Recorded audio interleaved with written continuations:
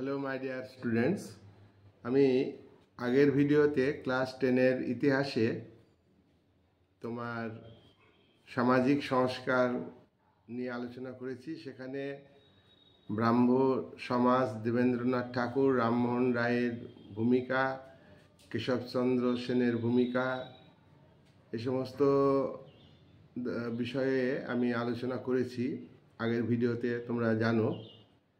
কিন্তু ওই ভিডিওতে একটু কারেকশন হবে, সিলি মিস্টেক আছে। সেটা হলো যে সতীদাহ প্রথার উপরে আলোচনাতে আমি আগের ভিডিওতে বলেছি যে তোমার মধ্যযুগে কিছু শাসক মোহাম্মদ বিন তুগলক, আকবর, জাহাঙ্গীর, এরা ব্রাহ্ম আন্দোলনের দ্বারা প্রভাবিত হন। এটা ভুল হয়েছে, এটা আমার সিলি মিস্টেক হয়েছে।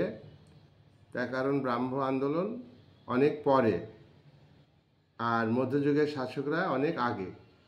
তাই এখানে আমি কারেকশন করে বলতে চাইছি যে তোমরা জেনে রাখবে ওটা একটু ভুল আছে, এবং ওইটা মনে রাখবে না যে ব্রাহ্ম আন্দোলন যেটা শুরু হয়েছে আমরা দেখেছি 1818 থেকে 1878 সাল পর্যন্ত, সাধারণ ব্রাহ্ম সভা পর্যন্ত আলোচনা করেছি ভিডিওতে। তাই এর প্রভাব কিন্তু মোহাম্মদ বিন তুগলক, জাহাঙ্গীর, আকবর এবং আরও কিছু আঞ্চলিক শাসক, শিখ গুরু অমর দাস, মারাঠা শাসক অহল্যাবাই, পেশোয়ার রাজ্যে তারা সতীদাহ প্রথা নিষিদ্ধ করেন এবং আইন তৈরি করেন, তা কিন্তু ঠিক না। তাহলে কি বলতে হবে? আমরা এখানে কারেকশন করে এই ভিডিওতে আমি বলছি যে প্রাচীন যুগে, প্রাচীন যে ধর্মগ্রন্থ, শাস্ত্র, সেখানেও কিন্তু সমাজের মানুষ, সমাজের মানুষ সেখানে উল্লেখ করা হয়েছে এই ধরনের প্রথা মেনে নেয়নি। আর মধ্যযুগে ভারতের ইতিহাসে সুলতানি যুগের মোহাম্মদ বিন তুগলক এবং মুঘল যুগের তোমার আকবর, জাহাঙ্গীর, এরাও কিন্তু তোমার সেই সময়ে, তাদের সময়ে সতীদাহ প্রথার বিরোধিতা করেন। আবার শিখ গুরু অমরনাথ তার রাজ্যে তোমার সতীদাহ প্রথা বিরোধিতা করেন। মারাঠা মহিলা শাসক অহল্যাবাই, তিনিও সতীদাহ প্রথার বিরোধিতা করেন। পেশোয়ার রাজারাও তাদের রাজ্যে সতীদাহ প্রথার বিরোধিতা করেন। কিন্তু এরা কিন্তু সতীদাহের বিরুদ্ধে কোনো বিরোধিতা করে কোনো সুসংবদ্ধ ব্যবস্থা, কোনো সুসংবদ্ধ আইন এরা তৈরি করতে পারেননি।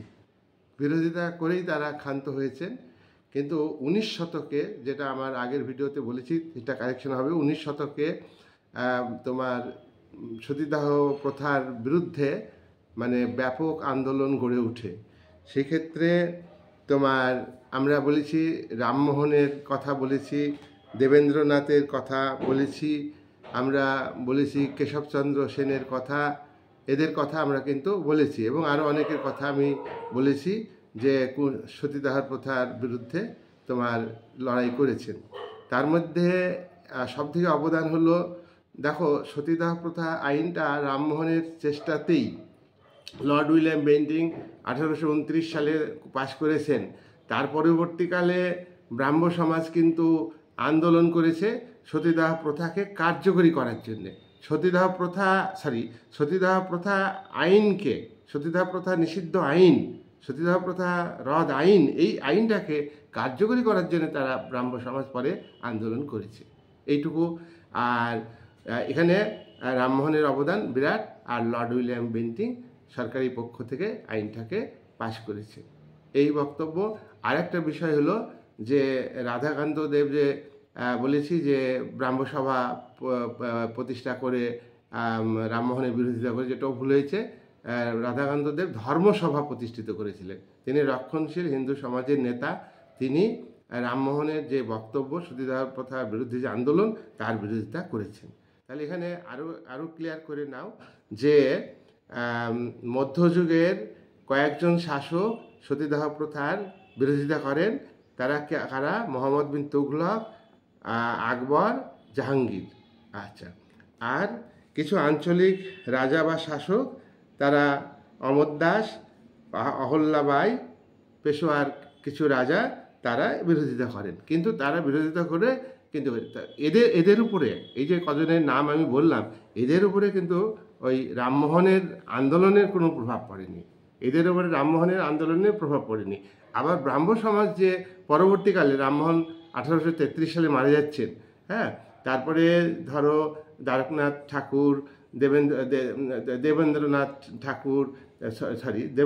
ঠাকুর, এরা যে আন্দোলন করেছেন তোমার ব্রাহ্ম সমাজের, তারপরে কেশবচন্দ্র এবং তার অনুগামীরা, তারপরে সাধারণ ব্রাহ্ম সভা আন্দোলন করেছে, তারা কিন্তু তার আগেই তো আইনটা পাশ হয়ে গেছে। এই হলো আমার এই ভিডিওর কারেকশান। এই ভিডিওটা ভালো করে দেখবে আর আগেরটা সঙ্গে একটু অ্যাডজাস্ট করে তোমরা মনে রাখবে। এই বলে তোমাদের ধন্যবাদ জানিয়ে আমি শেষ করি। এরকম কোনো ভুল হলে আমি সেটা রিভাইজ দেবো, কারণ ভুল ইনফরমেশান খুব খারাপ। এটা আমার সিলি মিস্টেক হয়েছে। আমি আসলে বইয়েতে একরকম করা ছিল, একটু ভুলই আছে। তো আমি পরে দেখলাম যে এটা একটা ভুল। তার কারণ এই মধ্যযুক্ত তোমার 1206 থেকে ভারতবর্ষে, 1206 থেকে তোমার 1526 সুলতানি যুগ, তার মধ্যে পড়ছে একজন, আর মুঘল যুগে, তাহলে সময়ের দিক দিয়ে হচ্ছে না, তাই না? আর পরবর্তীকালে তোমার রামমোহনের আগে তোমার ব্রিটিশ সরকারের পক্ষ থেকে Lord Hastings, Lord Minto, Wellesley, তারা চেষ্টা করেছিলেন, তারা চেষ্টা করে পারেননি। কিন্তু লর্ড উইলিয়াম বেন্টিং, ওনাদের অনেক পরে শাসক লর্ড উইলিয়াম বেন্টিং 1828 সালে ক্ষমতায় আসেন এবং 1835 সাল পর্যন্ত ছিলেন, তাই তো? তাহলে এরা কিন্তু পারেননি, কিন্তু লর্ড উইলিয়াম বেন্টিং পেরেছিলেন। এই বলে আমি তোমাদের ধন্যবাদ জানিয়ে আজকের এই সংক্ষিপ্ত আলোচনাটা খুব গুরুত্বপূর্ণ, এই বলে আমি ভিডিও শেষ করছি।